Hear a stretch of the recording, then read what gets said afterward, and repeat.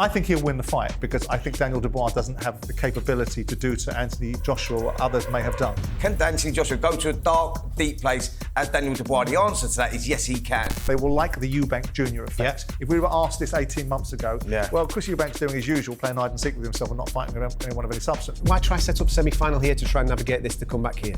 Just make the fights. I'm going to go draw again. Oh, yeah? No, you're not. No, I think we're going to get a very similar fight. I genuinely do. A lot of it can't be talking about right now, but I believe that it's definitely going to change. You mean you don't know? I do know. You do know what they're trying to achieve? Yeah, I do. But if you don't know, just say you don't know. Yeah. No, listen, I'm just trying to work. I do know. I like the way this Turkey Allah Sheikh speaks. He doesn't have any nonsense because when you're the money in the room, I've been the money in the room, never to that scale, you can concentrate people's minds. This is the best fight in boxing. Welcome to episode 84 of Talk Boxing. This time last week, I was full of optimism and enthusiasm, but Spencer's back. It's been offset by bringing in the brilliant Adam Catterall. Boys, nice to see you. Exciting news for talkSPORT and for its listeners because we've got the radio rights for the Dubois-Joshua fight. You'll be doing the commentary on that, Spence. Looking forward to it? Yeah, really looking forward to it. I think it's a great fight, brilliant undercard as well. So, yeah, looking forward to it. I haven't spoken to you about it, Adam. I mean, obviously, it's a big fight. It's a huge fight. I mean, people making out the case that Daniel Dubois has been gifted the IBF belt, I don't think is fair. I think ultimately beating Hrgovic would have been the fight that should have been for the belt anyway. So I think he's a bona fide champion in the fact that he beat Hrgovic. How do you see this fight playing out? I think it's a fantastic fight. We talk about timing being everything in boxing, don't we? And we've got this resurgence of Anthony Joshua, and I still think there's a few questions because of the level of opponent that he has been absolutely demolishing over the last three. It's been brilliant, don't get me wrong, but I think this is absolutely a step up once again. And for Daniel Dubois, we're going to find out what's what, because I think it's a step up for him as well. On paper, Anthony Joshua has been there, done it, and got the T-shirt, and this is, for him, a step in the direction of attempting to become the undisputed heavyweight champion of the world. I think as a fight, stylistically, it's just mouth-watering. I don't think it's going beyond 6, if I'm dead honest. I think we're going to get an absolute slobber knocker. Somebody's going to get chinned. And it's, I think for every single fight fan, whether you're hardcore or more casual, this is a fight that should appeal to you. Where are you leaning? I mean, I made the same observations that you've made, which is, and it's been taken and sort of extrapolated up. I said that if Anthony Joshua finds himself in a dark place, he might get PTSD. And by that, what I meant was, it takes him back to what happened to Usyk, it takes him back to the situation with Ruiz, because the question was, and has been repeated to a number of people, the fire's gone out. He won't go into the dark place to be successful again. And he's fought Franklin, he's fought Helenius, he's fought Wallin, and he's fought Ngannou. And whilst these fighters will try and hit him, they haven't. So ultimately, he hasn't been taken to that place where the rehabilitation that people say he was unable to go through has manifested itself. Do you think he's back into the space where Anthony Joshua was before all the doubts came in? I don't fully know the answer to that. What I do know is that I love this matchup with Ben Davison, and we're getting a different version of Anthony Joshua. We're seeing a guy that is talking the talk, he's walking the walk at the moment, like I said, on the level of opponent that he's fighting.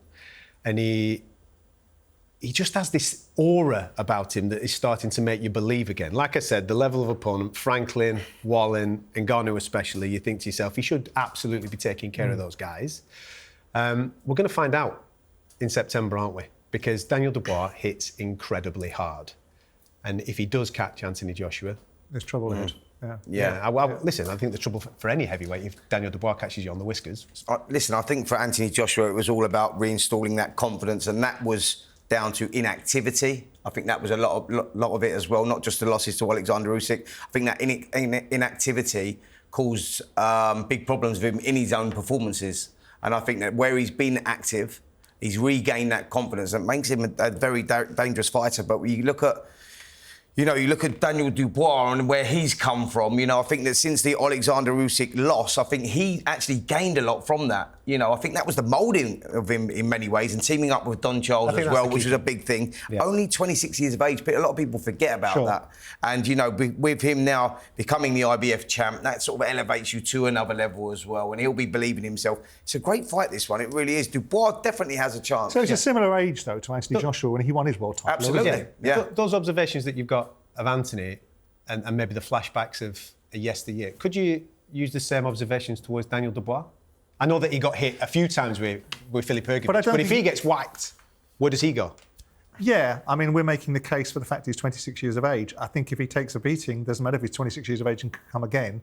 I mean, there is a point. There is a point when I saw Daniel Dubois fight Joe Joyce, I was very surprised at how out of sorts he seemed to be. There was no real pressure on him coming into that ring besides expectations of himself. Yeah. There was nobody in the auditorium because it was during COVID. And it was a strange performance from him. He looked nervous and anxious from the moment he went in there. I don't know what I take away from the Miller fight, because I think he should have done the job that he did. Of course. But I also think, without wanting to compromise the outcome, because Hrgović was the man to beat. Hrgović was begging to get beaten in the recent performances, wasn't he? I thought he was fortunate in a couple of... I mean, the Mark Demori fight was just a punch bag. But Dempsey McKean and against Zhilei Zhang, I think he got away with murder with Zhilei Zhang. He lost that fight, let's be honest. He did, yeah. But my question with Anthony is not because I'm trying to create a narrative around him, but because the underlying assertion I got from people like Barry McGuigan, and people say Carl Froch and Anthony Joshua have this strange relationship where, because of Rob McCracken, there's a bad dynamic. But everybody I spoke to felt that Anthony had lost what is required to go into a dark place. No. He hasn't been taken there yet. So, and people will say, well, hang on a second, we all gave Wallin a load of credit, so he did to Wallin what other people couldn't. And perhaps the reasons why we gave Wallin so much credit was because of the performance he put in against Tyson Fury 2 years or 3 years prior. So I just am curious to see, with Anthony, I mean, I think he'll win the fight because I think Daniel Dubois doesn't have the capability to do to Anthony Joshua what others may have done, which is the lack of preparedness for Ruiz and the level that Alexander Usyk is at, that was perhaps his kryptonite. The good thing about Dubois, though, is that I agree with you completely on the Miller thing, right? I don't put too much credence on that. I put a lot of credence on the Hrgović victory. And the thing that I take away from the Hrgović victory more so than anything else is that he got caught a lot with that right hand. Yep. He did. And he ate it. Yep. He kept coming forward, whereas previously the fight that you're referring to with Joe Joyce, where Joe Joyce got the better of him, he took that knee and he maybe had a few questions with himself. Even with the Usyk defeat, he maybe asked himself a few questions mid-fight. I've no doubt those questions popped up again in his head during the Hrgović fight, but he's obviously answered them mentally, and he's come through it and got a fantastic victory. Here's the question. If he can take the power of Anthony Joshua, Daniel Dubois is a nightmare in this fight. Listen, I think that no heavyweight on the planet right now could eat right hands from Anthony Joshua. I agree. The amount of times that Daniel Dubois got hit against Filip Hrgović. That is a fact. If Daniel Dubois doesn't work defensively on that and he gets caught with those right hands repeatedly, he's going to get knocked out. Has he exhibited any characteristics that illustrate that defensively he's going to be able to have the wherewithal to negate? I don't think so. Joshua? Well, listen, not yet. I haven't seen that yet. Speaking with Don Charles, that is obviously something they've been working on. He knows that defensively they've got to improve from the Hrgović fight. That is for sure. They know they've got to make adjustments. Adaptability is going to be key. This could all come down to experience with Anthony Joshua and the experience that he's gained himself. And you just look at it and you go, here's a question for you.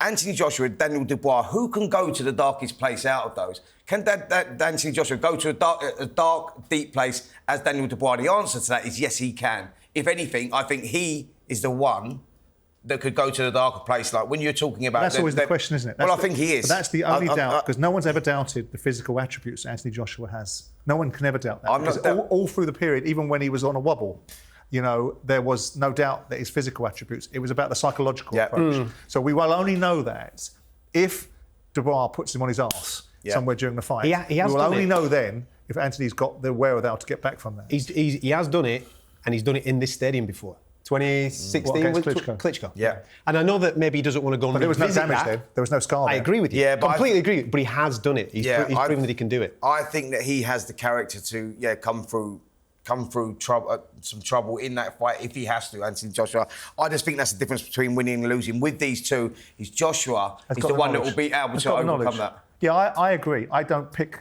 Dubois for this fight. No. I pick Joshua for this fight because I think that Joshua has the know-how and the newfound resilience. I question whether Dubois detonates on him and whether he comes back from any moments of adversity. But if I was putting a bet down, I would pick Joshua all day for this fight because I think he knows his way around far better than Daniel does. And I think he's in a rich vein of form. And as you know more than I do, confidence is a massive component part. And he goes into this fight with a huge amount of confidence, isn't he? Yeah, absolutely. What's your percentage slide on the victor. If you're siding with Anthony, what percentage? I'm going to go. Do I go 70 or do I go 80% in favour? I'm probably more 70-30. 70, yeah. 70-30. 70 in favour of Anthony Joshua, but Dubois. Won't surprise me though. Dubois hits hard, man. And if he gets the opportunity and he tags Joshua, he will jump on him. So that's why you can never write him off. But you just think that Anthony Joshua is all round more seasoned of the two. How good is and he? He will. Yeah, it's a great fight, isn't it? It's a great fight. Well, it's a great fight. It's an intriguing fight because it has so many component parts to it. One of them being that it's an all British fights. Yep. And ultimately, it's the gatekeeper for Anthony Joshua to be 3 times heavyweight champion of the world, which is something he's always said he wanted to be. So he joins the Legion of Immortals, isn't he, in terms of Ali and Lennox Lewis. Yeah. So he joins that sort of environment. And of course, it leads into the Fury or Usyk opportunity and all that goes with that. And of course, the commercial values of it. And for Daniel Dubois, well, it depends how the fight goes. But we all think that this fight isn't going to see the 7th round. I certainly think it's not going to see the 7th round. No. I think it's going to go fast. Yeah. And I wouldn't be surprised if it goes inside the first 3 rounds. But he's 26. Yeah. He's got at least another, if he wants it, another 10 years ahead Mate, of him. when you look at his losses, you go back to Joyce, and then you see the Alexander Usyk one. He's actually gone away. He's rebuilt and he's come back better and stronger. Like, absolutely. 26 is still a baby. You know, Anthony Joshua now is 34 years of age. He's getting to that stage of his career where he's at the twilight of his career really, and he wants to fulfil them dreams. So that is the undisputed World Championship and becoming 3-time World Heavyweight what he wants Champion. and what he gets may be 2 different things, but the point is... Don't you believe he could get that? Yeah, I do. We're all making the same case that we. No, I'm saying, do you believe that he could become undisputed World Heavyweight Champion? Depends who he's fighting. Depends who he's fighting. Alexander Usyk. No. He got closer last time round. You think he can beat Usyk? I think he can beat Usyk. Absolutely. I think Usyk's too cute. I think he got closer last time round. The first fight, he thought the wrong fight, as everyone knows, and used all the main attributes. He gave them away. Yeah. The main attributes he handed them and turned them into a disadvantage because he thought. In the second fight, I think it was much closer. Then we saw the psychological effect of it because ultimately, no game plan. He didn't know. Do you know what I mean? He didn't believe in himself. He didn't have the confidence in his own ability. I think that has all changed. He was better in the second fight, though. Yeah, he was better in the second fight. But that's where he's at now. Just out of curiosity, how do we see if Daniel Dubois wins this fight or were to win this fight? How do we see him winning it? Yes, has he got to start fast? He's got to jump on AJ straight away. That's what he's got to do. He's got to bring all the things that you've been speaking about back into Anthony Joshua's mind. He's got to put it on him, and he's got to make him sweat early doors. He's got to make him overthink the fight. If he fights at Joshua's pace, I think Joshua will win the fight. Yeah, I think he has to go out there, establish himself early, and start really fast. He's got to read this as a 6-round fight. That's the way that I see it, and just pull it on him and hope that he can catch Joshua before Joshua catches him. But Joshua's. He knows that's coming his way. Yeah, absolutely, and he's smarter, and this should be some atmosphere. Last time I went, it was some fight as well. 90,000 fans at Wembley. Last time was Fury versus White. I thought Dillian came into that fight not believing he could win. I thought he was weak in the press conference. He didn't seem to be confident in himself. Coming into the ring, he looked 2 foot tall, and Tyson looked 10 foot tall. And the fight played out this way. This is going to be a different animal. Yeah. Totally I'm of the understanding that you're very excited about this event because Liam Gallagher's going to be seeing that. Is that right? Well, you've got heavyweights knocking 7 bells out of each other in the main event, of course. There's a couple of guys on that undercard that I'm fascinated to see. But yeah, Liam Gallagher takes me back to being 15 years of age, man. First concert that I ever went to was Oasis at Main Road, 1996. So to see him do his thing, and obviously with the news of them boys getting back together, nostalgia. Talking about concerts and Oasis getting back together. Yeah. Excuse me, mate. More tickets, please. Yeah. I expected him on today. I thought John was coming on. No. I spoke to him. What do you mean join a long list? What about best mates, mate? Surely they jump up there. I spoke to him. You're friendless. I spoke to him yesterday, Noel, about it, and because it's funny because I asked him, "Do you want to come to?" Because he came to the Josh Boazzi versus Aziz. Manchester, Dan Aziz. And we were going to go to this fight on the 21st, and his reason for not going was he didn't think it was a good look that if he was in the crowd, Liam was singing and he was wearing earmuffs. Now they've all made friends. Yeah. Now there's a big bag of money around the world for them. He loves going to the big fights, doesn't he? He does love the big fights. He does. I mean, listen, all this hullabaloo for Oasis reforming. So you didn't make the same noise for Blur, anyway, did they? you didn't answer the question. You went around it and talked about your friendship with Noel and all that. Well, OK, put that aside. Are we going? I'm not an Oasis fan. No, all right then. You can have his tickets then. But anyway, listen. On that undercard on the 21st, there's a lot of other fights that are very intriguing as well. Yeah. Who are you boys particularly looking out for? Well, we had this conversation actually on Saturday, didn't we? Yeah, we did. I wasn't with you on Saturday, mate. Oh, no, you wasn't there with me Saturday. It wasn't Do you want you that I had the conversation to pick with Simon, mine? mate. Yeah, do you want to go first? Do you know something? I'm really interested in Liam Smith and Josh Kelly. And Are you? Yeah, the reason for that is because I've always been a fan of Josh Kelly. And I admired the fact that he put it on the line and had a go with David Avanesian, even though I thought that it was a little bit too early for him. He tried, he dared to be great, and he fell short. And I think he's been harshly treated in the aftermath. Obviously fell away from his promotional team, television rights and all that, and he's had to go a long way around the houses to get back. His performance against Troy Williamson really got me on the edge of my seat, and I thought, that kid's back, he's ready to rock and roll. And I think this is the test now. We're talking about a former world champion in Liam Smith, who's been there, done it, very well seasoned. He's got a bit to prove as well off the back of a defeat to Chris Eubank. That's the fight that I'm most interested in. Yeah, absolutely. Listen, I think that Liam Smith would start a huge favourite. Oh, yeah, I agree. But we don't know where he's at, as in what sort of appetites he got left. I agree. Is he injury-free? All of those questions. If you get a best Liam Smith versus the best Josh Kelly, Liam Smith wins. But it's a great fight because of where they're situated right now. So before you get in with your little two-penneth, I want to get my bit in. I know you're going to get in first. I am, because you're probably... I'm torn. You'll go, oh... I'm torn between the fight between Josh Warrington and Concachi as being... Because I was involved in the process of making the fight, I'm really quite intrigued in the Willie Hutchinson versus Josh Boatsy fight. Fantastic. I think that's the fight I'm interested in. That's the fight I'm interested in. Is I it? think that, Well, I got there Boatsy, first. Hutchinson, that's why you got in there first, isn't it? All right. Who'd you pick for that fight? I think Boatsy. You have to go with Boatsy, but Willie... who did you pick last time? It's a huge but. Do you know in the 5v5? With all due respect to Willie Hutchinson, I picked against him. Yeah, absolutely, hugely. I picked against him. And he turned up for the first fight on that card, and I went, wow, that's a performance of a career so far for that kid. And that is going to give him an awful amount of confidence. He's nothing to lose in this. Listen, most people have picked Josh Boatsy going into that fight, but Willie Hutchinson has got his tail up. Don't get me wrong, Josh has as well with a great win recently. Great fight. Willie Hutchinson was one of the most decorated fighters as an amateur to come out of Scotland. Never really produced as a professional. Lost to Lennox Clark, 5 rounds, and then you think, right, is that his level? Where's he going to be? He's since told us the reasons behind losing that fight, and he didn't want to blab about it, which is nice that he doesn't make excuses after the loss. He come back, and that's why I think Craig Richards, we all thought, Richards is seasoned. He pushed Bivol all the way, you look at him and you go, this is levels, and we've seen nothing from Hutchinson. But actually, on that last performance against Richards, you just go, it's a 50-50 fight, this one, because, Boatsy's going to have to... Well, it's not... I think Boatsy... Boatsy will be a big favourite. What I'm saying is, Hutchinson is a very, very good fighter, and I think that we've only had a little glimpse of what we could possibly see from him. That was the first time that we've seen him where you go, can he raise his game? Can he up the levels on the big stage? And the answer is yes. So it's a great fight. I mean, Boatsy's got to start a favourite, of course. Yeah, I mean, there's a lot on this fight, I think, but both for the fighter himself and also for the promoter. Because the promoter's taken a view. There's a lot of noise about the reasons why Josh Boatsy left Matchroom and came over to Ben Shalom at Sky.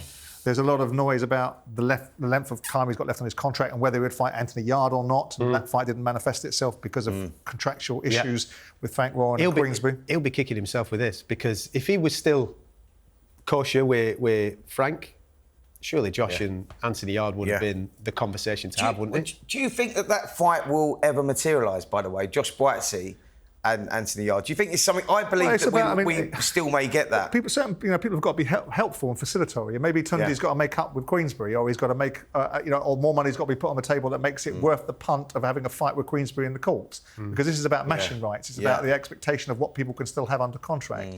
Anthony Yard, quite frankly, in my view, I'm surprised he's fallen out with Frank, because Frank's made 2 very good fights for him. He has managed one he could have won. Against Kovalov. The second one, I think there's levels of class between him and Beterbiev. And he's earned him a lot of money. Listen, he's earned him a lot of money. When you look at fighters and the way that they've been managed, Frank Warren's managed Anthony Yard fantastically. He's up there. Yeah, fantastically well. So it is surprising. Listen, I don't know the ins and outs. It's surprising that relationship has broken down, and especially at this time, because that fight screams out to me. No disrespect to Willie Hutchinson, it screams out Josh Boatsy, Anthony Yard. It would have been amazing. Yeah. I just mentioned him, so let's move on to it. Beterbiev. October the 12th, Beterbiev versus Bivol. I'm starting to sweat now. Every time you mention his name, I start to sweat. Mate, one of the super fights. It's a great fight. It's one of those fights where you keep swinging one way and the other. Bivol and his boxing expertise, and could he control the fight from the outside? Beterbiev, the animal that comes forward, you go, actually, I don't think Bivol can keep him off. that will be the big problem. You know, people compare this performance Bivol done against Canelo Alvarez, and you go, oh, the way that he outmanned him and whatever. You go, but Alvarez is only a small guy. He's a welterweight that's come up. He's not a fully fledged light heavyweight, and that's where this lies at the moment. I just think Beterbiev may just have the strength to take all that skill factor away from Bivol. I think at the start of the year, we all do these programmes, don't we, about dream fights and things that you want to see throughout the course of a 12-month period. And we've got to take our hat off to Turki Al-Sheikh and what's going on in Saudi, because 2 of the 3 fights that I put on my list, well, I've seen one of them. I'm going to get the rematch of that as well, and I'm getting this. Well, let's look at the card, because, I mean, the Bivol-Beterbiev fight speaks for itself. But this is, again, another significant card. Another significant card that's been put together by the Saudis. But it's represented a huge opportunity, because it's almost the boxer opportunity, isn't it? I mean, Ben, I think, has felt slightly marginalised. Yeah. I mean, I'm sure Frank and Eddie were desperate to get Ben involved and give him an opportunity. But Turki Al-Sheikh spoke the other day, didn't he, when he was talking to that kid, what's his name, Charlie Parsons, about there's room for everybody in terms of I want to deal with all the promoters, and we'll perhaps talk about what he does and doesn't want to do a bit later on. But this card now presents a huge opportunity for Ben, doesn't it? Because you've got a whole raft of his fighters on this card, and it is a great card. Yeah, I mean, what do you think of it? I love the card. You know, you look at it and you go Shakur Stevenson, Joe Cordina. You look at Cordina losing to Kakachi last time out. I think he was dead at the weight anyway. I think he'd been struggling there for a long time. I think that this move up, and he's changed trainers as well, gone with Ben Davison and Barry Smith as well, which is always going to be good for him at this stage of his career, I believe. Shakur Stevenson, pound for pound fighter, something that we want to see. Just huge underdog. Do you understand? Yeah, massive Huge underdog, but I think that's a great fight. He must think all his Christmases have come at once, Joe. If I'm dead honest about it, the thing that intrigues me about this fight now, from a Joe point of view, is that he has move camps. He's working with Ben. What's the wrinkle? What's the new thing? And as you've rightfully said, he's moved up in weight. We know he was tight at the weight. That's a huge thing for him, but you know that. Listen, I've no doubt it is. Yeah. But I look at Shakur Stevenson as one of the pound-for-pound best fighters on the planet, right? Last time out, he bored the living daylights out of his hometown fans. People were leaving the auditorium. They were booing him on the way out, OK? And he was fighting a fighter coming off the back of a loss. He's doing the exact same thing here. For me, Shakur Stevenson should be fighting the likes of the Tanks, the Lomachenkos, the Derek Briančiks, who's also a champion in this division. He's got William Zepeda as his number 1. He's got Muratalla as his number 2. Those are the types of fights that I expected next for Shakur Stevenson. They will happen. They will happen. They should be happening now. Before we start picking the bones out of this, I actually want to go in and sort of ask about face order, because I want to pick out on one of the fights further down the card, and I want to talk about Chris Eubank Jr. We'll go back to the other fights in a minute, and we'll go back to talking about Beterbiev and Bivol and what we think for that fight. But I want to focus in on Eubank Jr. Yeah. Because a lot of noise has been made about the fact that he's entering into a relationship potentially with Ben Shalom, or has done, and ultimately here he is. He beats Liam Smith. Yeah.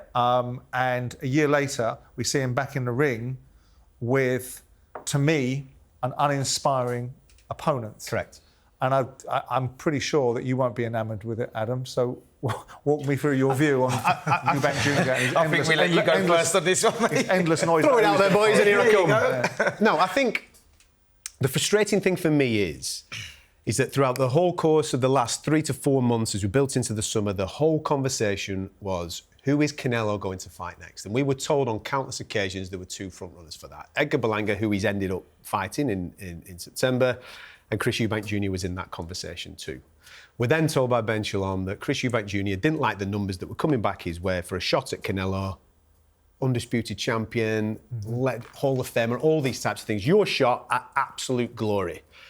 And that kind of rubs me up the wrong way, because you have a fighter that spends his entire career talking about wanting to fight the Golovkins and the Canelos, and you get on board with him, because I like Chris Eubank Jr. I think he's brilliant. Everything about him, I like him. He's a workaholic. He's in the gym. He's doing his thing. When I watch him fight, I'm actually entertained by him. I'm entertained by his press conferences. He's talked the talk. There was a chance there now. Go and walk the walk. But is it unreasonable to... I mean, ultimately, he hasn't fought for a year. He's been out for... It'll be coming up for... How many fighters have been out for a long period of time that have stepped in and gone in with Canelo? It was more than that. It was not... Yes, it's about the opportunity of fighting Canelo. That gives him the best chance. September the 1st was the date, yeah? after negotiations were going on with that, and they offered him stupid numbers to fight Canelo, and you go, well, listen, it's all about opportunity. This is what you said you want. That's fine. But it was the time, the preparation that he had to get ready in that time as well, because Canelo and his team are great at doing that. Yeah, they give you the date. Get negotiations out, and then they'll give the date, and you go... And in Chris's eyes, he goes, well, 8 weeks for a fight of this magnitude is not enough time. So I'm not going to take that. I will go. There are other opportunities around, but I understand it from his point of view. He's at the twilight of his career. You go, it's about getting that shot. Of course it is, and you want to fight the best. But it's got to be you got to have some sort of like terms going your way. It's like, all right, you're getting rubbish money. That's fine. But what does he get? Well, it's not rubbish money. It's good. It's still multi-millions that he's going to be. Well, it's not the money that he should be getting. I mean, the only thing with him now is he can't run and hide, Eubank Jr., about making bigger fights. If he goes to Saudi, fights in Saudi, deals with this opponent, which I don't think tells you anything if he deals with him. If it doesn't, if he loses, it tells you everything. Right? Yeah. But if he wins, it doesn't tell us much. But given the Saudis will like the draw, they will like the Eubank Jr. effect, because I've become a convert to it. I've come in the mindset of, I get it. I think there's a lot of noise about you sometimes, and I think we've heard more from you about how much money you make at poker and how big your house is in Las Vegas than who you're actually fighting for a world title. And you keep on saying you're going to do it, and then when you do step up, Grovesy beat you, and so did Billy Joe Saunders. Yeah. So, but if he wins this fight, and the Stardust effect of Chris Eubank Jr.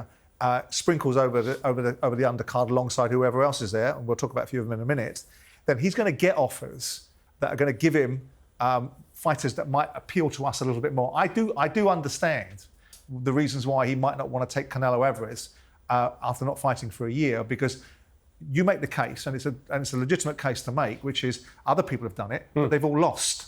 Right? Yeah. Well, all right then. Even you want on to get a your best full version of yourself in there. Well, okay. Even on a full camp, do you believe that Chris Eubank Jr. is going to beat it's Canelo? inactivity. This is why he's not gone in there as well. He's going to be out 13 months. Does he believe it? Yeah. And again, it's about opportunity, but you can't just go in there and go, right, Canelo's been hanging it out and everything else. He gets the offer, the offer comes back, it's not what Chris wants. That's fine, whatever. But it was the time scale with that as well. They go, right, they've taken those extra couple of valuable weeks away. And it is about opportunity. You can't just go, well, I'm getting the opportunity to fight the best and everything else. A fully fledged, fully fit Chris Eubank Jr., do you believe that he beats Canelo Alvarez? I would say probably not, no. But in his own mind, he's got to go in there, leaving no stone unturned, and he just felt that the timing for that weren't right. Okay, then will Canelo come back and ask him again?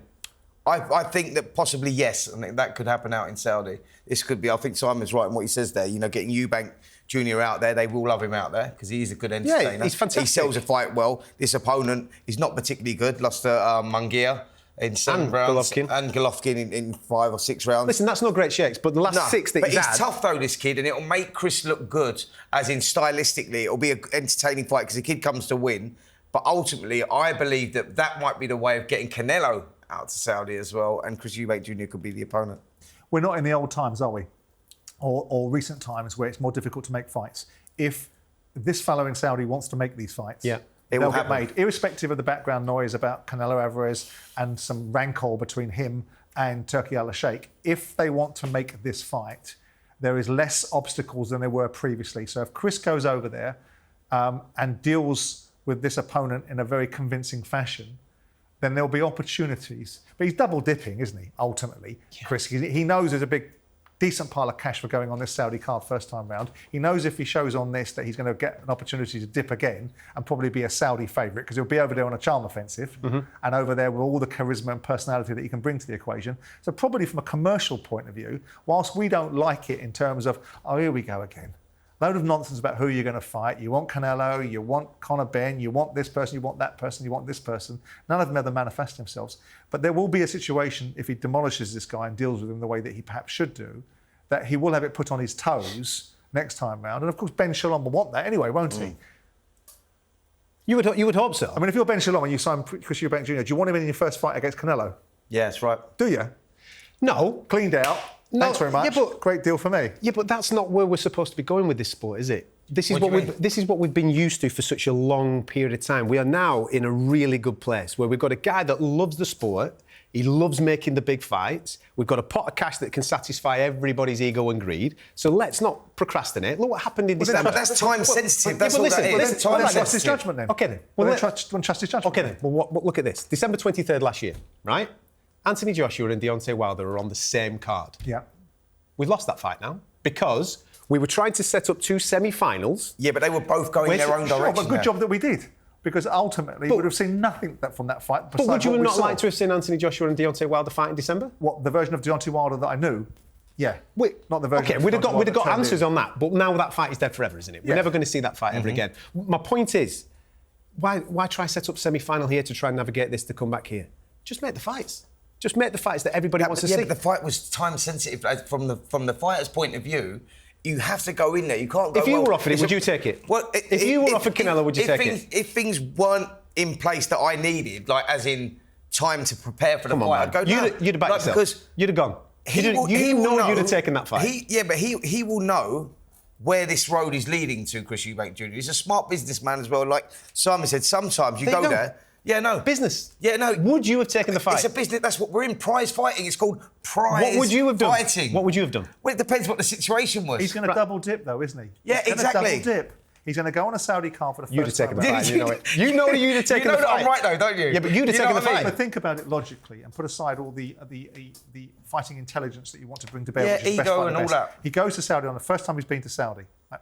And he knows there's an opportunity to double dip in terms of get 2 fights out of this. Because if he goes over to Saudi, loses to Canelo, done. If he goes over there, gets a decent paycheck. Is it though? Is it? No, but it's also it's like a warm-up fight for him. It's like 13 months out. He doesn't want to go into the Canelo fight with inactivity. Joe Saunders, wasn't it? So let's say he goes and fights Canelo and gets beat, right? Are we all saying that the Conor Benn fight's not there? Yeah, right now Conor Benn's not got a licence to fight. Correct. But we're coming up to a period of time now where maybe we're going to get. But we're coming up to a period of time now where maybe there's a backdated ban and all those types of things that could be thrown our way, and therefore Conor Benn could be available in 2025. Yeah, that's just about money, though, isn't it? That's not about achievement, isn't it? Which is your argument, which is if you want to achieve, you should be in Canelo and I'll take the opportunity when it's presented. We're trying to put our heads into the game and say, well, I can understand why he's not doing it because it makes commercial sense for him not to do it. But from a fighting point of view, in this new era, we're all saying, to some extent, you're saying it more than we are. Well, come on. But again, I think Eubank's done the right thing by going into this fight with. He's made the right business choice. No. I mean, for career choice as well. Right now, what's in that for the fan though? Yeah, but it's not about. It's about Eubank as well, and where he wants. That's where we will get that fight. But you can't just go, because we're fans, like we want that fight right now because people watching this is like. Boxing's a serious sport, a dangerous not saying sport. It's not. When you're going into certain fights of a certain magnitude, you have to be totally prepared. In fairness, mentally and physically. In fairness, we should eat what's on our plate. Let's not get too greedy because ultimately we've got an undercard that is stacked. We've got a card that's stacked. Well, you've got a dream main event. And we've got a dream main event. We've also got a whole raft of fights in there that are very, very much on the fore in terms of people's enjoyment. So whilst we can turn around and say we can piss and whine about Chris Eubank, there was enough in there to go, I tell you what, if we were asked this 18 months ago, well, Chris Eubank's doing his usual, playing hide and seek with himself and not fighting with anyone of any substance. But by the way, here's what we've got on the card as well. We'll go, we'll move on from there. Yeah, fair enough. Now, saying that, let's move on from that. Let's talk about some of the undercards because we've got Jai Opetaia out. This Goliath of the division that everyone talks about being the one in the cruiserweight, which I think is probably right. Yeah. Right. But I don't think I was hugely impressed with him against Briedis. I thought I was going to see more from him. And Briedis, in fairness to Briedis, he showed the quality that he had. But Jai Opetaia has been built up to be this monster. And he is a monster by comparison. And I do think he's the best cruiserweight in the division. But are we in the space that he dominates his division? And when we talk to him about Chris Billam-Smith, this is just a foregone conclusion if he were to fight. I mean, he's fighting Jack Massey, which is a great opportunity for Jack, which he's earned after beating Isaac Chamberlain. I do think there's levels to this, and I think it falls into the sort of level of when he beat Jordan Thompson, that Jai Opetaia looked fabulous, but with respect to Jordan, he wasn't at that level. And this feels a little bit like that. I think Jack Massey's slightly better than Jordan Thompson, if I'm honest. I think that he will present... European champ. Yeah, he'll present a bigger problem to Jai Opetaia, but you're right about that, as in levels. Jai Opetaia, for me, is the monster of the division. Marius Briedis, don't go on those 2 performances, because he's a great fighter himself. Sensational. Forget the fact that he's 40. But he hadn't fought for nearly 18 months. That doesn't matter. No, it doesn't matter. He's still a great fighter. Hang on, you can't... Hang on, Spence. Yeah, but I'm talking about this guy. But I'm talking about individuals. You can't say that you can't say inactivity in one fighter is dangerous and it's not another. No, what you're saying, I'm saying he's a great fighter, Marius Briedis, and he showed that in his 2 performances against Jai Opetaia. People are now... He was inactive. People are now judging Jai Pattaya on those performances, saying perhaps he's not the monster of the division. Marius Briedis is a great fighter. But he was inactive for 2 years. And Still a great fighter. You just made a case that Anthony Joshua's failings were compounded by the fact he was inactive. Yeah. And now you're saying that inactivity doesn't play a part. Yeah, but I'm not talking about Anthony Joshua. I'm talking about something. I'm not talking about someone else. And I'm not saying that it doesn't play a part. I said he's a great fighter. I didn't say he doesn't play a part. Does that make sense to you? No, you're totally messing me up. I didn't say he's not a great fighter. I didn't say, inactivity doesn't make him not a great fighter. What I said was he still proved that he's a great fighter. Did you expect, in fairness, that irrespective of the first fight and where Jai Pattaya had come on in the last 12 months, 18 months, and the nature of what we were building him up to be, did you not expect a more compelling and convincing outcome? I thought he was going to be a 6-round blowout, if I'm totally honest. That's my point. But that's taking nothing away from Marius and his performance, because you look at that fight and you go, he proved that he's still got a lot in the tank, because of when you look at the circumstances of that inactivity and everything else, you look at that and think he's going to get blown away in 6 rounds. But he proved that he can still compete at that level. But that's taking nothing away from. So you don't think anyone's got carried away with Pattaya? You think he is? I think he's the real. Absolutely. I think Adam? Yeah, totally. Absolutely, he's the real deal. I think he's proven that with the 2 fights against Briedis. And OK, in the second fight, you can make an argument that we thought that maybe he was going to stop and ageing Briedis, who hadn't fought for a period of time. But Marius Briedis just showed how classy and how good he was on that particular evening, weathering that early storm and coming on strong by the back end. I do feel a little bit for Jai Pattaya, because every interview I've watched since that night, the name he's been saying is Chris Billam-Smith. Bring me Chris Billam-Smith. I want Chris Billam-Smith. Let's make the Chris Billam-Smith fight. I haven't spoken to Chris. I haven't spoken to any of his team. Maybe you can shed a little bit of light, boys, if you have, as to why that fight has not materialised. Well, why should it? I mean, why should Chris Billam-Smith dance to the tune of Jai Pattaya? Yeah, why can't he go fight Ramirez if he wants to? Take that belt and go into. Is that the narrative that they've said? Is that what they want to do? That's the route he's going to take. Well, that's the route he's going to take. He's going for the WBA route. He said, look, Jai Pattaya, that fight will happen, but hopefully for an undisputed cruiserweight title, as opposed to me doing it on Jai's terms. I've got my own direction. I'm going. He's defended his world title. He's defended his world title twice, and you go, let me call the shots. I'm not dancing to your tune because you're the monster of the division. So how close are we to the Chris Billam-Smith and Zurdo fight then? Is that done? No, it's not done, but I think that there are negotiations going on. Okay. I think that's the route they want. So that's where it is. Listen, like I said, yeah. Chris Billam-Smith has proven himself, as far as I'm concerned, to me. He obviously became champion. He didn't need to take a defence against Masternak, and he did. And then he's gone in Riakpor's backyard and done what he's done against Riakpor. If his next fight is the unification with Zurdo, sweet. Yeah. And then hopefully that propels him forward. But that's what he said, doesn't he? Yeah. When I saw him in Germany, that was his course of action. Right. And I made him right for taking the decisions. I thought Chris caused me concern against Masternak. And I don't think Richard Riakporhe did the things that I expected Richard Riakporhe to do, but maybe that's as much about Chris Billam-Smith as it is about the opponents. He's earned the right through his career path and the opportunities he's taken for himself, and alongside the fact he's a thoroughly decent fella, not to be dictated by Jai Pattaya. If he comes in with 2 belts, we've got a different discussion about how the dynamics of the finances may work as well. Of course. If he's chasing unifications, listen, sweet. I think that's clear. I mean, I think the Pattaya fight's going to happen, but on his terms, as in let him go and pick up another belt, see if Pattaya can, and they'll take it. Well, I think it won't happen on anyone's terms. I think it will happen as an equitable split. Yeah. So if he goes there and gets another belt, it won't be dictated to by Jai Pattaya and his people. There might be a more mutually beneficial conversation at the table, which I think is fair and representative of where Chris Billam-Smith is as a world title holder. Yeah. I want to move on from Chris and I want to move into Ben Whittaker. And obviously Ben's out again. This is a slight, again, Ben is going through the motions now, going through the gears and starting to fight better and better fighters. Liam and Cameron lost recently, didn't he, to Lyndon Arthur? Yeah. And Lyndon showed us what he can do by beating Anthony Yarde in the first fight. He got blown out to pieces in the second fight, which is probably the real version of Anthony Yarde in the second fight. But notwithstanding that, Lyndon Arthur's been in with heavy-duty opponents, including Bivol. So with that in mind, this is a good test. It's a huge step up for Ben Whittaker against Liam. Yeah, Cameron. He's a decent fighter. I think that, former Commonwealth champion. He's had his problems outside of the ring. He's back now. He's got some momentum going. Yes, he got that split decision loss to Lyndon Arthur, but he performed well, and he showed that, you know, that he can compete. And this is a huge step up for Ben Whittaker. We'll find out more about Whittaker in this fight for sure, and where he's at right now. Because Liam Cameron is not just turning up here; he's coming to win. He really fancies this one. I think that's the key thing, isn't it? We've had people maybe in with Ben. Ben styled off for the first 6 minutes, and they've gone, I'm not becoming a meme here, mate. I'm just going to shell up, and it's become a little bit difficult for him to open that can. Liam Cameron, I think the key thing that you've just highlighted there is the problems that he's had outside at the ring, where he was suspended for 4 years for recreational drugs. And now... Went up to 20 stone, by the way. He's had to scratch around, small hole, get himself an opportunity. Don't get bigger than this, mate. This is absolutely... This is his moment, This is it. This is your World Cup final. Go and have a go at him. Because the big concern that if there's any concern, I mean, I'm in the camp, I don't know where you are, Adam, that I like the charisma. I'm not bothered about the showboating. I think that ultimately, if he keeps on doing it as he goes up through the levels, people will subscribe to it a little bit more. But right now, I think it's a good thing for boxing.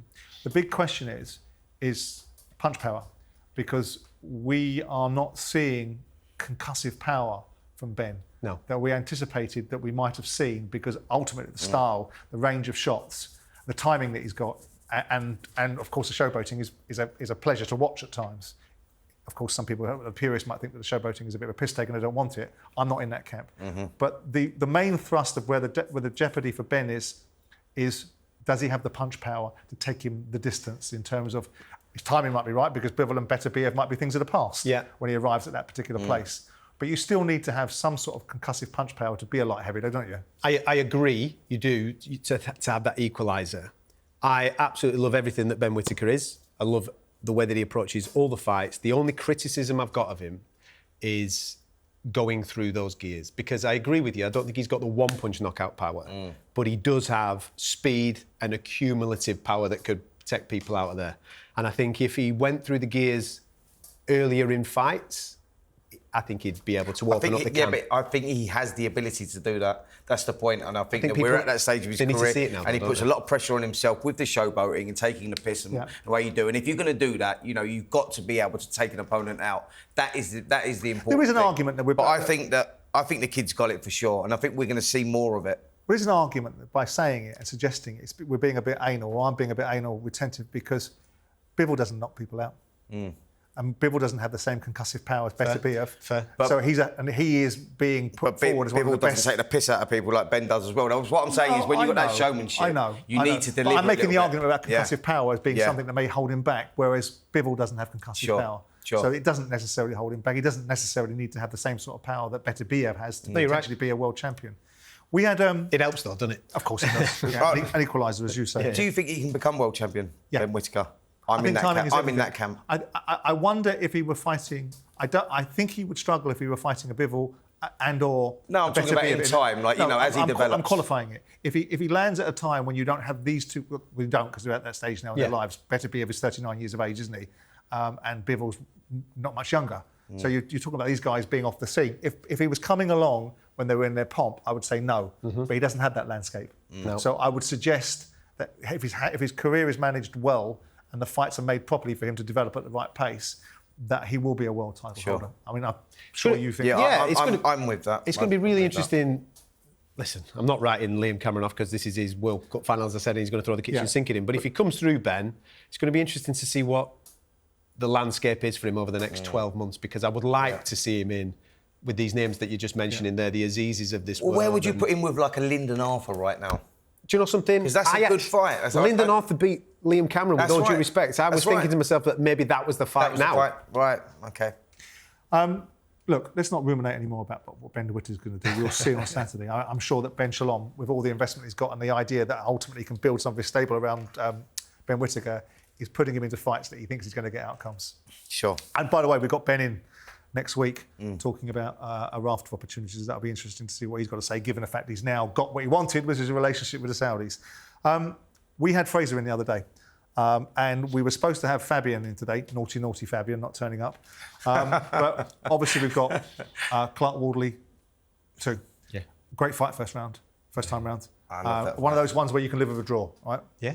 Also on this card is the intriguing prospect of Fraser Clark and Fabio Wardley. Obviously, we had Fraser in the other day. Fabio was supposed to be on today and didn't turn up. Naughty, naughty Fabio. Fascinating fight. One of the first fight round, I think we could all live with a draw. Where are you on this fight in terms of likely outcome? Well, I'm super excited because of what we saw in the first contest. I think first time around, I picked Fabio Wardley to win that. So did I. And I thought he was going to win it quite convincingly because I've been... Underwhelmed. That's the right Marius word. Wax, Dave Allen, Yeah. underwhelmed. Yeah. When he came off the Team GB as captain with the bronze medal, I thought, here we go, let's rock and roll. And it's just been a little bit underwhelming in the pro ranks for Fraser, but he stepped up that night. Yeah. I thought the performance was fantastic. I think what we found out from Fraser in that fight actually was there's always been that, like you say, that underwhelming performances that he's been putting in. You go, is there that injection of pace? Because that's all that's missing, that injection of pace. And he showed us that he's got a little bit of that. And he also answered a lot of... It was a very character-building fight for him both in guys. many ways because, you know, he picked himself off the floor and he had to go through stuff. Experience is key in that one. And you ask yourself, with Fraser and his background, his pedigree and, you know, all the amateur experience, has he got that adaptability? And I think he has, and I think that's why he will probably start, for me, favourite in this one. Whereas I'm like you as well. I thought that... I picked Fabio for the first fight. I'm going Fraser for the second. Yeah, I picked Fabio for the first. I'm with you on that as well. Yeah. I just think Fraser takes more from this fight I do. than Fabio does. Yeah. I think Fabio had a chance to get him out of there and didn't take it. Well, Fabio's one of those... Fraser had enough resilience to get through it. I think Fraser now has a deeper understanding of himself and learned more about himself and the opponent he's got in that fight. And I think he has the IQ and the experience and the grounding to utilise that now in the second fight. And He's got that adaptability. Yeah, he's got that. I mean, Fabio Wardley, we know what... Like, I mean, it is what it says on the tin, yeah, but we know what he's going to do. And he ain't going to change anything. He's going to come in. Yes, he is very heavy-handed, but I just don't think that he can make those changes to... The adjustments, Yeah, the adjustments that are that's needed. the fascinating thing, because we've never seen him ask that question before. Yeah. Now, here we go. You're presented with something now. Can you make those adjustments? So where are you going with it? Do you know something? You both make an unbelievable argument for Fraser Clarke because of the IQ, and I probably should side with exactly what you're saying, but I'm going to go draw again. Oh, yeah? No, you're not. No, I think we're going to get a very similar fight. I genuinely do.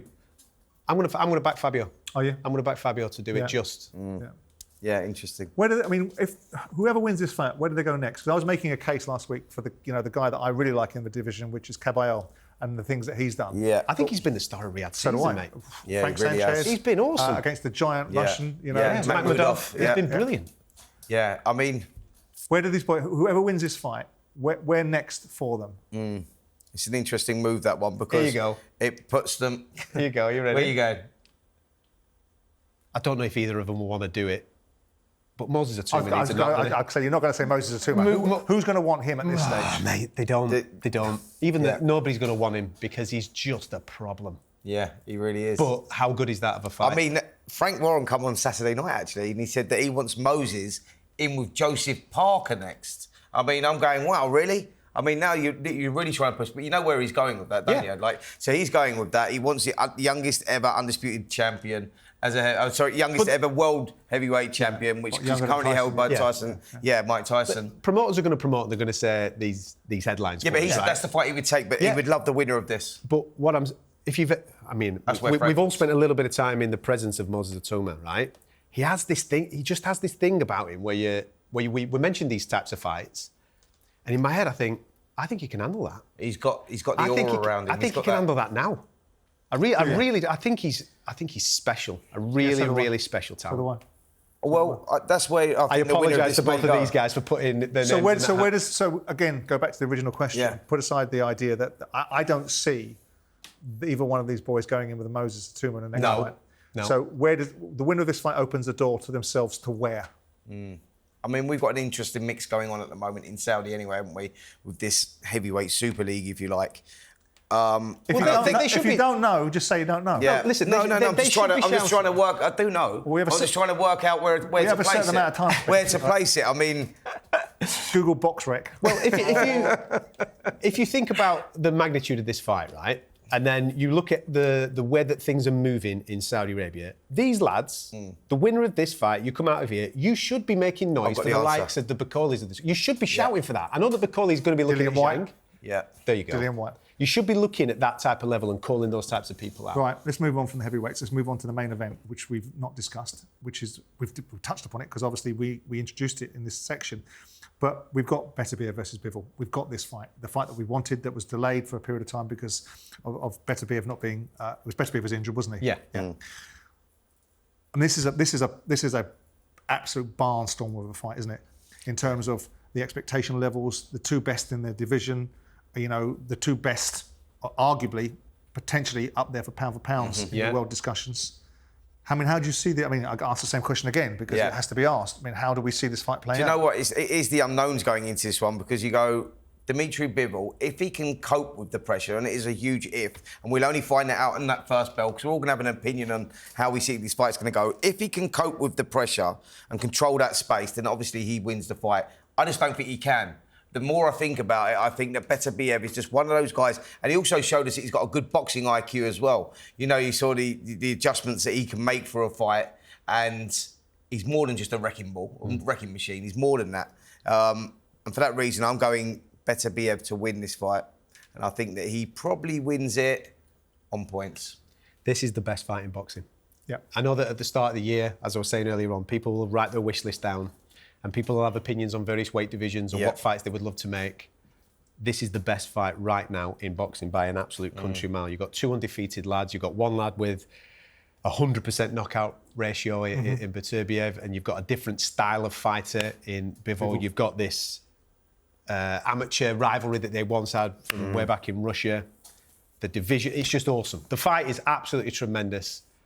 It's one of those fights where maybe they're not the household name to the mainstream, but hopefully people watching your show, Simon, are going to watch this and go, wow, we have to watch this fight. You absolutely do have to watch this fight because stylistically it will be sensational. I've always been in the pack of Dmitry Bivol. I've always thought that he could outbox him because of his range. His range control is outstanding, what he does with his feet, and his jab's really, really good. But that was before I got to see Beterbiev ringside, live. Yeah. That dude's frightening. Yeah. Because as you just said, yes, he's a tank, but he's a very, very smart tank. Very, very smart tank. He's got a ramrod jab that just does not go away. He busts people up with it. His range control with his feet is just equally as good. And he hurts. Because you watched what he did to Anthony Yard. He hurts, mate. And Anthony Yard was making a very good account of himself in that fight. Yeah. And the big question is, Bivol, does he have the power? Well, Yard has the power. Yeah. And it concentrated Beterbiev's mind for a few rounds, and then he raised the level. Yeah, and he goes, I'll see you with this. Absolutely. And that's when Anthony Yard fell away. Yeah. So are we all in the camp? I'm in the Beterbiev camp. I think he wins. You think he wins? Yeah, absolutely. Are you completing the trial or are you going to go differently? I think he stops him, you know. I think he keeps up the 100. Yeah. What I think we'll see Bivol maybe ahead at 6. And then as that second half of that fight kicks in, he is not going to keep that concrete blanket off him. Yeah. And he'll end up getting stopped. I mean, his work rate is phenomenal as well. We've got to take that into account as well, that he's not going to go out there and there's no, slow working out process. He goes through it straight away. The only caveat is that meniscus. He's had his knee done, and that is a serious injury. If that's fully healed, then I'm back in Beterbiev. And yeah, he wouldn't go into a fight not fully healed, because this fight has been on and off. But a great fight. A couple of times. Great fight. A great fight. Again, another fight, a card being made by Turki Alashek, and it brings me on to the final subject I want to talk about, which is this phenomenon that is becoming more and more of a phenomenon, which is the influence that this man has, or this nation state with the wealth behind him and his aspirations for it. And when you listen to him, clearly this man is an absolute student of the sport. I listened to him in that conversation with Charlie, talking about all the different fighters, when they fight, how they fight, who they should be fighting. And people accuse him of saying, we talked about a moment ago about semi-finals being made in his own mindsets and forecasting outcomes as perhaps a slightly naive way of going about doing things. But his influence now is quite significant. Some recent news or some breaking news today that he's actually asking for Wembley Stadium to increase the capacity, which will be fascinating to see if they're able to do that. 100,000, right? 100,000, if they can do that, given the fact it will put restrictions upon the surrounding area. Where are you with this objective of his? Because part of the question I'm going to pose in this part is, where are the promoters? They're all running around like bees to a honeypot, right? Because the game's in town, the financial obligations are no longer upon them. It's much easier to make fights when someone walks in a room and goes, and how much do you want? And how much do you want? And how much do you want? And all the promoters look like they're wonderful deal makers, when actually it's just the money in the room that's making the decisions. He talks about direct access to fighters. He talks about conversations he has directly with fighters and wanting that. And there was a conversation about his interaction with Canelo Alvarez.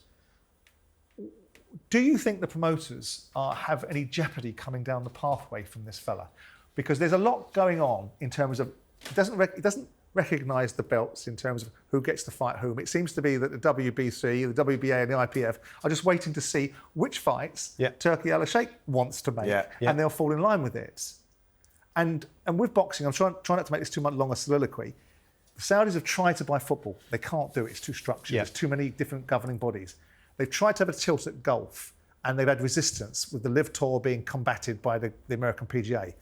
But boxing is a wild west. There's no real governance. There's no central ownership. You've got belts everywhere. You've got governing bodies and sanctioning committees left, right and centre. This guy can really create an ownership model that the Saudis could have over boxing. So where does it leave promoters if this guy says, I want to sign all these fighters to Sella, I want to do this, I want to do that, I want to do the other?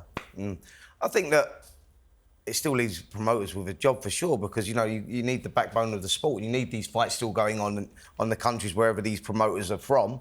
These fights still need activity, and I think that the dream for the fighters now is about getting on those big cards out in Saudi. But we still got boxing will still run as it is out there. But it's interesting with their dream Saudi. I think with Turki Al-Sheikh and with what he's trying to achieve, and that's modern eras, the best fighting, the best and all that. And we're getting that. So as boxing fans, that's a huge bonus. With these different sanctioning bodies and whatnot, that's the interesting thing, Simon. I think is that if Turki Al-Sheikh decides...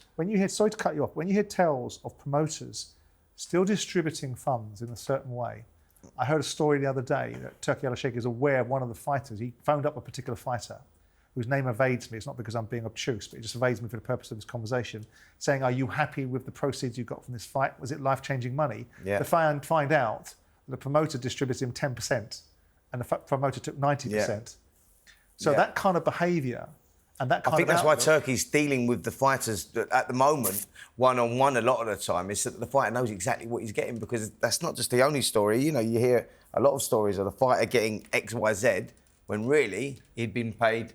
But it's dangerous times for promoters, isn't it? But I think that... I mean, they can become agents if they want, and they can run around carrying the fighters' bags and perhaps potentially organise some of the aspects of their life. But if you've got a guy that knows what he wants, knows how to make it, and no barrier to entry in terms of economics, why does he need the promoters? In essence, he doesn't really. At the moment, I think it's because these fighters are contractually obliged to these promoters, and therefore they're kind of tied to them, and therefore they have to go... Inch by inch, yard by yard, week by week, month by month, that changes. You have to go through that process, of course. I think if he's here for the long run, there's going to be a serious point down the line where he could go direct to these fighters, and they could be aligned to him. Yeah. It feels to me, just from the outside looking in, that there's a real opportunity of what we would class as a UFC model. Here. Dana White, Yeah. Listen, there's always going to be room for competition. There's always going to be room for other promoters to do what they do. But when you are referring to the Champions League of boxing, the jewel in the crown is going to be these Riyadh season cards run by one singer, one song. Yeah. I'm absolutely on board with him reducing the amount of belts in this game, because I agree. I think it's ridiculously confusing for fight fans to be able to grow the sport. You want to be able to have a conversation with your mate who's not into boxing, and they say, who's the heavyweight champion in the world? You give them one name. That's it, done. And they go, all right, okay, that's the heavyweight championship of the world. I think if you can do that, that would be brilliant. An overriding umbrella for governance would be fantastic. Agreed. A real attitude towards performance-enhancing drugs in this sport. I was going to say that. Would be the real game changer for me, and get to a state where we're not looking at IBF rankings, WBC rankings, WBA rankings. Let's have one overall ranking, and let's have those best guys fighting the best guys. Let's have 5 against 6. I think that's all very achievable as well. I think there's something that we could see in the future. I think that, when you're talking about times changing and game changed, etc., I think we're going to see a lot more of that over the next 12 to 24 months. Well, it's the one sport that can do it. As I said earlier on, if you look at it and say, why are the Saudis investing in sports? And you can look at it and you can look at the geopolitics and say, well, Mohammed bin Salman isn't very popular with certain aspects of his society, but he's very popular with the youth in Saudi. So bringing sport to them is a real game changer for him. So he sends his man in, Turki al-Sheikh, who loves the sport, to be able to go and change it because they can own this sport. Yeah. And the interesting thing will be, does that in the longer game benefit? Because one of the things I said, which Hearn and to some extent Frank Warren pushed back against, which was, okay, it's great, and I understand it, but I do worry about the ecosystem, because if you drive the price expectation up of every meaningful fight, and somewhere along the line, the only place you can have these fights is where the Saudis determine it, and that means that does the ecosystem of boxing become better for it, because it's like Premier League football now. Every footballer has to be paid more money because there's an expectation of it. And but I think they'll find a balance with that, by the way, as in, you know, yes, these fighters are getting massive paydays now and everything else, but we know what the Saudis are trying to achieve, and I think in the long term that will find a balance. Do we know what they're trying to achieve? Yeah, I'm not sure I do. I think I do. Well, what is it then? A lot of it can't be talking about right now, but I believe that it's definitely going to change. You mean you don't know? I do know. You do know what they're trying to achieve? Yeah, I do, but just obviously... What do you think they're trying to achieve, Adam? Or Spencer works out some backstory to what he thinks they're trying to achieve. No, I know what they're trying to achieve. They want to change the sport. They want to change the sport, and they're going to do it in a completely different way, where we're going to get a new model. That is for sure. I think we need a new model. So we're going to get it. So do I. We absolutely need a new model. And if it's going in the direction that I think it's going in, then I think the fans, first and foremost, are going to benefit. It's going to be interesting to see how that then trickles down, as you're talking about ecosystem, how it affects the bottom rung of boxing, whether there are opportunities, whether there's enough money at the bottom end there to keep the likes of the small hole rocking and rolling. But I think from a fan point of view that just wants to see the biggest fights, I think that's going to be... Well, the fact that they've also, and you would do this, because the argument that would be made by, not just by people like me, because I don't have just a general perspective objection. I'd try to look at the picture and go, how does this all hold together? How does it work? Why does it work and why doesn't it work? And then the argument about, well, if they only fight in Saudi, how does this work? So what you would do logically is go, well, I'll tell you what, I'll do a Riyadh season in London then, and I'll do it in China, and I'll do it in Los Angeles, because you're trying to seed whatever influence you want to have through sport in all these different cultures and different parts of the world. But if you're advocating for this new model, and you believe that's one that is coming, and I suspect it probably is, because, I mean, really, quite frankly, who cares what the WBC and Mauricio Sullivan thinks anymore, right? Because, and it does need a change. And we do need a standardisation of drug testing to be able to get central governance so that you can stop pissballing around where you can fight in one jurisdiction that you can't in another, because the commissions are all up one another's arses and doing different things in a different way. But how does it lend itself for the promoters, if this new model that you won't tell us what it is, but we all understand what it is, how is it going to benefit the promoters in the longer game? Well, because I think for the small hall shows, and you're talking about, will this affect the small hall shows and everything else? Of course it won't. I think, if anything, it'll give the fighters that are boxing on these small hall shows more of an appetite to try and achieve those goals, because every fighter that comes into the game wants to, you know, when they're fighting these small hall shows, their dreams and aspirations are to get on the Frank Warren shows or the Eddie Hearn shows and the TV shows. Now... You're talking about, you know, they're wanting to get in this Riyadh season, and that's where we're at right now. And all the fighters now, you see them, it's revved them up again, and all excited about that. Then things could change again, you know, where certain things happen within the sport. But that doesn't affect right down at the bottom, because these kids, that's if anything, more of a Incentive. Yeah, I think you're right, actually. When I think of the way that the UFC works and the way that the other franchises work, it's always, for example, Cage Warriors, to speak MMA for a split second, Cage Warriors is kind of a filter league to the UFC. You come through there, you do well there, then off you go into UFC. From a promotional point of view, I think it's accepting that you're going to be a second tier. Because the big stuff, the stuff that you can't make anywhere else on the planet, is going to be Riyadh season, Saudi Arabia. Yeah. Look, either which way, whichever view you have on it, and I have more of a view which is inclined... Do you think it's good for the sport, by the way? I think in the short term it is, yeah. I don't know what the intermediate term looks like, because the motivations for them to be involved in sport aren't just about sport, and they aren't about economics. Now, the normal governance in a sporting business is that you have some rule of thumb which says you need to make some money out of it somewhere along the line. Yeah. And when that changes, because it can't go on forever, in terms of being prepared to put hundreds of millions of dollars into whatever fight you feel like making, because there's a bigger picture of wanting to be very influential in the sport. Somewhere along the line, even the most richest of individuals in the world, and a nation state that's underpinned by gallons of oil, is still going to want to see some commercial return. And we'll see then how it manifests itself. But right now, through the period of time where there was a proportion of people that were looking at the boxing world going, getting tired of this nonsense, getting tired of mandatories not being made, getting tired of some of the inconsistencies in the sport, I think it's an exciting time. Yeah. And I'm more optimistic about it than perhaps I have reservations. I don't like that you can't make observations, that the atmosphere wasn't great. I thought that was nonsense, because if you want to be a leading light in sport, you can't just have praise, you've got to have criticism as well. Yeah. I didn't like that. Yeah.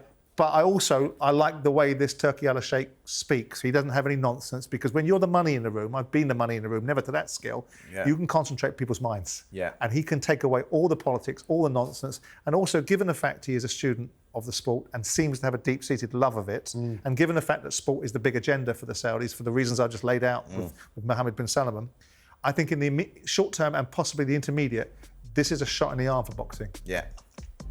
Agree. We will see. Right, lads, thanks for joining us. That's it for episode 84 of Talk Boxing. Exciting times, lots to look forward to, and we'll see you next time we're out.